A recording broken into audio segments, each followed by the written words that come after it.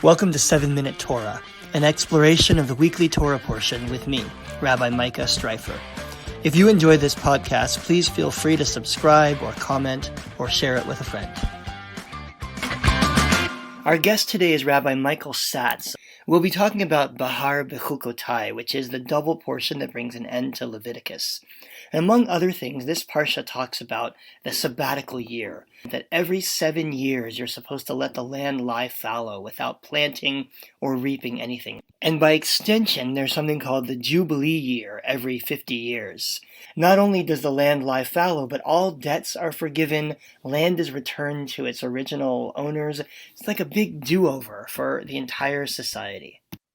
All right, we are recording. Welcome to the program. How's the weather down there in Jersey? Well, today it is foggy and kind of rainy, but it's been spring the last few days. That's good. There's a lot of things I miss about Toronto, but I do not miss the winter. I really understand. Although they may not be as severe as they used to be, which we could get into today.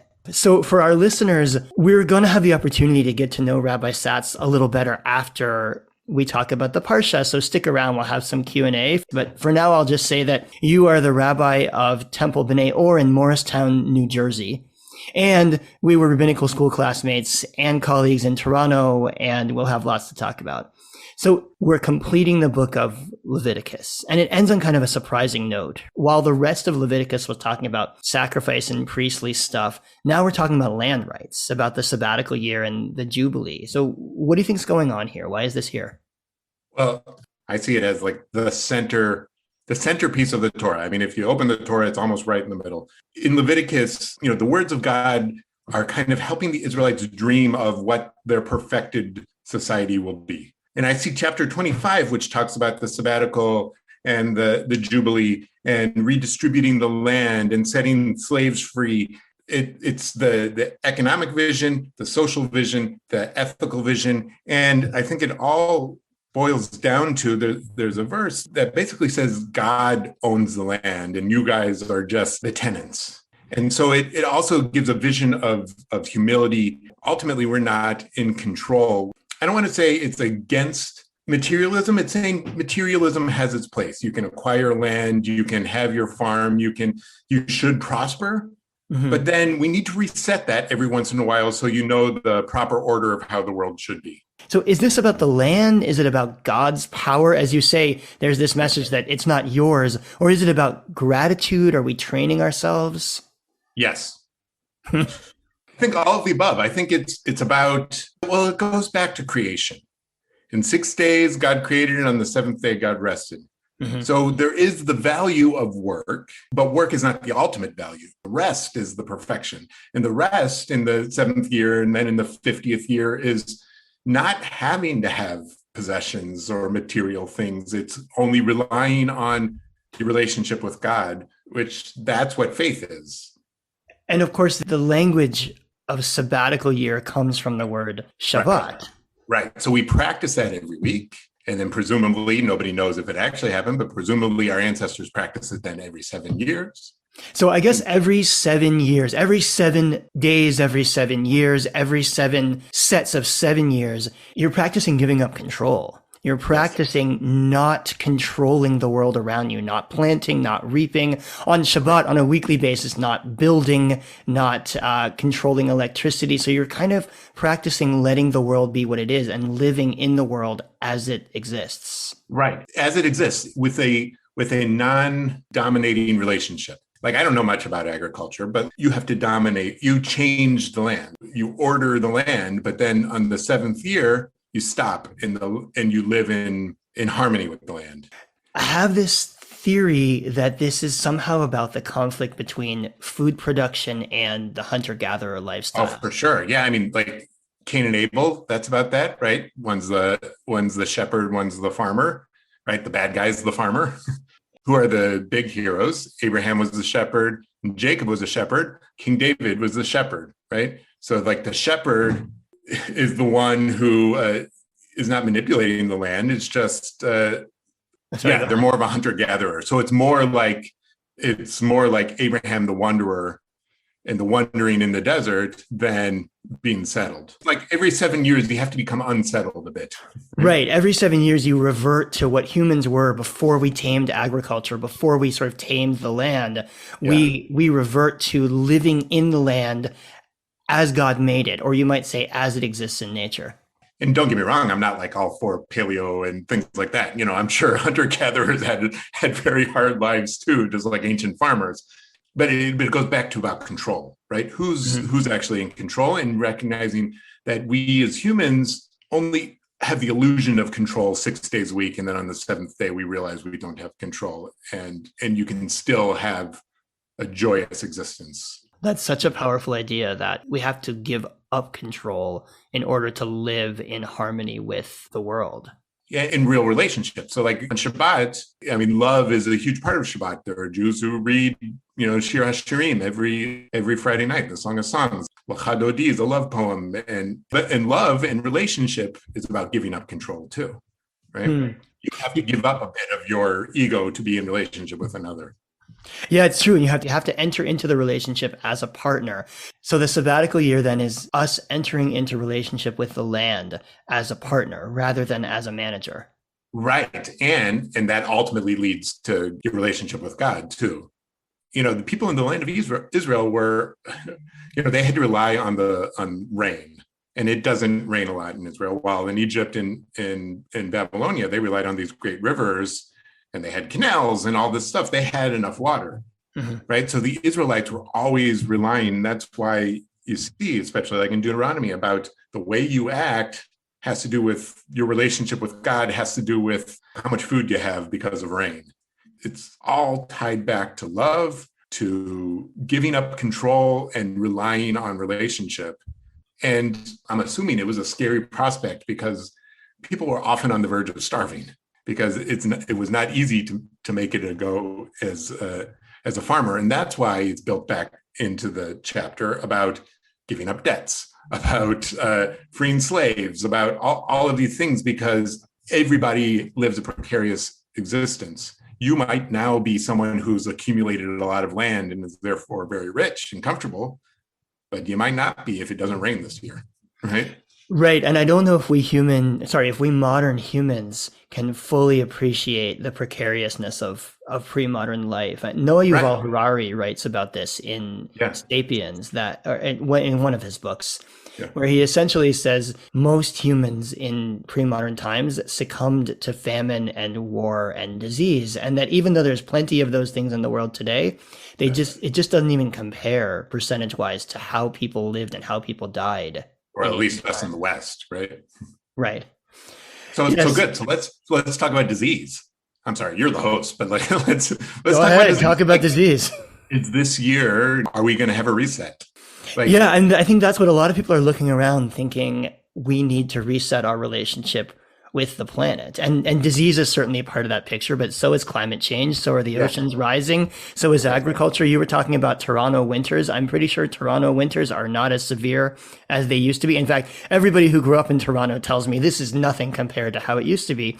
The world is changing around us, and in part because we've been trying to exert control over the world in these really managerial ways. And even we very rich people in the West are coming to realize that a virus can kill you. So even comfortable people see that life is precarious. Yeah. So at the end of the day, really, one of the messages here is you're not as in control as you think you are. And so that's why it comes back to me in some ways to gratitude, and that gratitude practices actually help you to appreciate this beautiful, precarious life that we are living. Yes. And having a vision of what it could be in the future if every year was the Jubilee year. Right. So that's the social justice message in the end, that everybody is deserving of having enough to eat, of being treated as a free person and as a person with dignity. Correct. Well, thanks for this discussion. We've covered such topics as climate change, messianism, gratitude, and disease. Global pandemic. Well, just, a few of the smaller things. Thanks for being with us today. My pleasure. My honor. Thanks again to my good friend, Rabbi Michael Satz, for joining us today. If you're interested in the rest of the conversation, please stick around after the credits. And as always, thanks for listening. and have a great week. All right, so I have some questions for you now that are not Torah portion related. They're more about you and understanding you as a Jewish thinker and a Jewish thought leader. So, Thought leader, yeah, right. right. As someone who thinks about what other people think about, That's pretty much what Jews do. Yeah. So first of all, we'll start simple. What's your favorite thing about the work that you do, about being congregational rabbi? Teaching. I love to teach all ages, especially adults. I love to in my community now at B'nai Or, I teach a weekly Torah study. I try to teach one. I've been here for almost 2 years. I've tried each year to do more of an intense adult ed program that people sign up and have to, and do all the sessions. So I've taught a course at the Musar Institute, also of course courses through Melton. So teaching, and then I see my role as preacher as really as a teacher, and that's something I work at, and I that's what gives me life as a rabbi. And are you finding there's a lot of appetite for Jewish learning, for people looking to delve into Jewish text? Yes, I think I've heard this from a lot of rabbis right now, that we're engaging more people through the pandemic online than before. And I think maybe, partly because of convenience, because we're online, but partly people are searching for meaning. Yeah, I agree. That's been my experience also. I think people are searching, and it's right here available in your living room, and people are just clamoring for the kinds of learning and the kinds of meaning making that I think that Judaism has always had to offer. Mm-hmm. So your rabbinate has been geographically diverse. You mentioned a couple places. I know you served the West Coast and the East Coast, US and Canada. You and I were colleagues here in Toronto. What have you noticed about that? Is Jewish life different in California and New Jersey, or in Canada and the US? Yes and no. I'll start with Canada. In Canada, or especially in Toronto where I was, it's, in Toronto, there's still kind of ethnic neighborhoods, even for people who, the immigrant experience is getting farther and farther away. So, when I lived in the center of Toronto, 8 out of 10 houses on my street had mezuzah on them. So that changes, it definitely changes the feeling.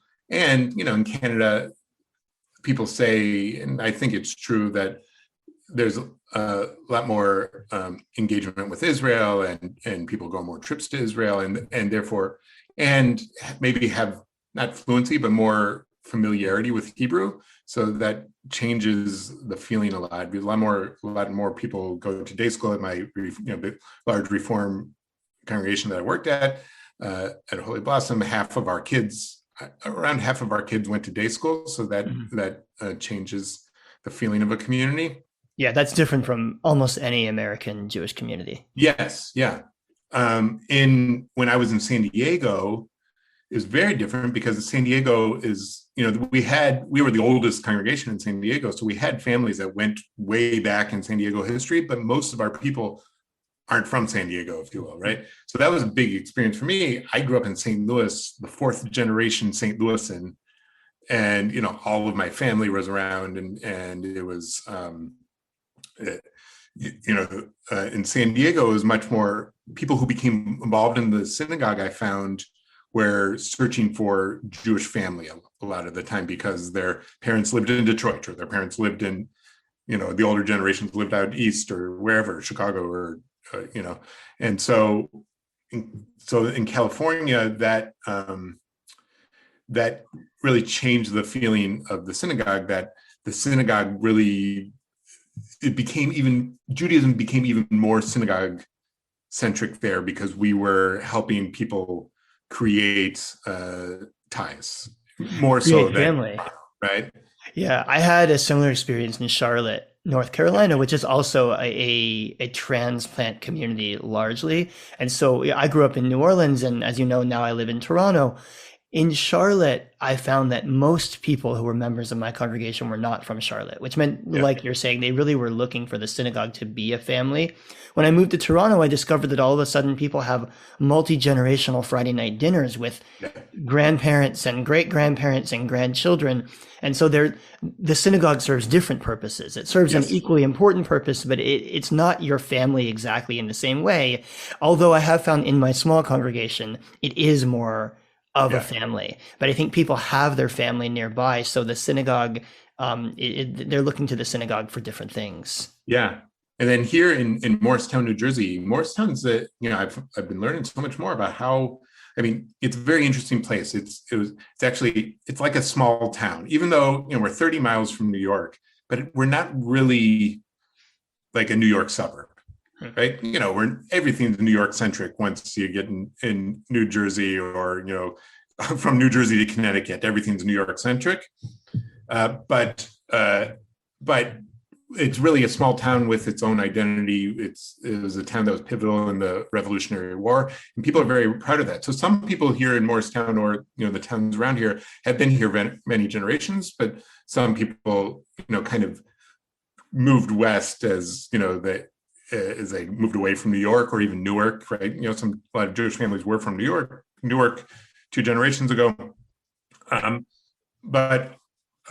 Where we are is not, there's a lot of Jews around, but not as Jewish as you get closer to New York. So being like more of kind of a small town, I found like the synagogue kind of fits in with kind of the religious life of the city, right? So being part of the interfaith council is important, right? Being like our people, especially the ones who live in Morristown versus kind of the other towns around here, there's like a green, it's called the Morristown Green. There's like the center of the town, a square, and like being part of the life of this community is important to people. And and so I've been really trying to get the congregation and moving them towards, when we think about social justice, let's think about hyper local.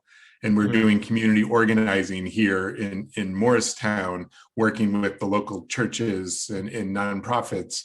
And so we're talking about criminal justice reform, hyper local. We're talking about mental health issues and housing issues here in our town. So it's like being in a place like this it helps you think about these things much differently than being in the huge mega city of Toronto, right? Or, yeah, I can see that. I'm chuckling a little bit to myself about Morristown as moving west of Newark, I guess. No, of course. I grew up in St. Louis, the gateway to the west, and I lived on the West Coast, right? But west from New York, yeah. I understood.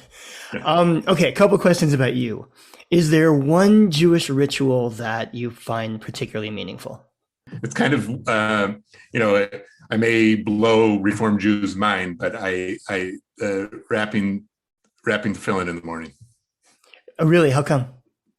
I think, I try to have, it's hard, it's weird, but it's hard for rabbis to have a personal prayer life when they are, the star of the show sometimes, right? When praying with the community. So I try to have a personal prayer life, personally, and wrapping tefillin for different. I'm going to give a story, if you don't mind. So my grandfather, who was Orthodox, my mom's dad, he was at my college graduation, and he knew I was going off to HEC shortly after that, and he said to me at the college graduation, he said, "Can a Reform rabbi wrap tefillin?" I'm like, "Yeah, a Reform rabbi can." He's like, "Okay, so I want you to take some of your graduation money that I'm giving you to buy a set of tefillin." And so I did, and I went about trying it out, consistently. And it's something that I've stuck with. When he died, I now wrap his pair of tefillin that were his uncle's before that, so they're quite old. I've had them fixed up, and so one part is connecting me with my grandfather, but also connecting me with historically what Jewish man, at least. I recognize that, but also it makes, my prayer physical, that it's an embodied experience. And it's about relationship again. So like we were talking about in the Torah portion, when you put on, there's traditional verses from the prophet Hosea about like tying yourself to God in this, the verses are about like a marriage really. And so it's about making prayer about relationship too. Yeah. So, if you ask me next week, I may give a different reason why I like doing it, or why I do it, or why I feel, I feel that I'm commanded to do it. Yeah, I love that. And I think we really are seeing Reform Jews embracing traditions. And, as you point out, men and women these days can put on tefillin, and these are traditions that can belong to us as liberal Jews just as much as they belong to historical generations or to Orthodox Jews. What's your favorite holiday? Whichever one I'm celebrating at the time. I love Sukkot and Shavuot. So it'll be a toss-up, but I'll say I'll start with Shavuot because we're almost there. It goes back to studying and teaching, and so that's why. And I'll say, like in Toronto, the community does Shavuot right in Toronto, and I used to teach at the JCC downtown every year, and it's really, it was a beautiful community of learning. But Sukkot, I love too. Every year after Yom Kippur, now that my kids are getting older, they can actually help me. But the kids would come outside and we would put up the sukkah, and it would be, a week of, now during the pandemic, we have dinner together all the time. But during Sukkot, it would, in regular times, it would be a week of consciously having dinner together in a place, outside. And that's a practice of gratitude, as we were talking about before. I love it. It's such incredible family time. I have this story, which I'll tell in full, one of these days, but I just remember trying to put up my sukkah with the kids when they were little. And it took so much longer with the kids than it would have without the kids. And then realizing that after an hour and a half of putting up the sukkah, that I had just spent this incredible hour and a half of family time with my kids trying to put up the sukkah. So it would have taken me 20 minutes without them, but instead I got all this time with them. Yep. All right, one last question. What book do we all need to read? Wow. I know I put you on the spot. No, it's so hard for me. I love giving book recommendations, but this is too broad. Right? So let's see. I'm on a Buber kick right now. And I think, a very accessible Buber book. His book is a collection called On Judaism. We're talking about Martin Buber, the German Jewish philosopher Martin Buber. Exactly, Martin Buber, the German Jewish philosopher, German Israeli Jewish philosopher, let's say, right? And so this book on Judaism is a series of lectures that start, over a span of many decades on Jewish life, and it's his, kind of idiosyncratic view of Judaism, but it's also, they're lectures that are meant to, they're not purely academic lectures. They fill you with a sense of pride, but also a sense of, really thinking about what could your Jewish life be. And, my Jewish life is very different than Buber's. He was, wrapping tefillin would not be something that that he would do. He would think that's, taking away from the message of Judaism. But they're just very good insight into his thought about specific, to his seeing from lectures to audiences of Jews of how to get them to think about Judaism in a different way. And of course, Buber believed that Judaism was all about relationships also. Yes. He literally exactly. believed. And that's why that's coming out in what I'm saying right now. Yeah. Yeah. It's amazing how what we're reading affects the way we think and what we say. Yeah. I mean, I'll say right now I'm reading this by Buber, Kingship of God, which I've heard is like a very central piece to his thinking, but it's a much more dense kind of academic work. But his kind of philosophy comes out through the academics too. Right. Well, thanks for the recommendation. Rabbi Michael Satz, thanks for joining us today. It was a pleasure. It's nice catching up with you. My honor. Thank you. Thanks for listening to 7-Minute Torah. If you enjoyed this program, please leave a review or a comment, and please pass it on to a friend. You can also subscribe on iTunes, Spotify, Google Play, or wherever you listen to podcasts. Have a great week.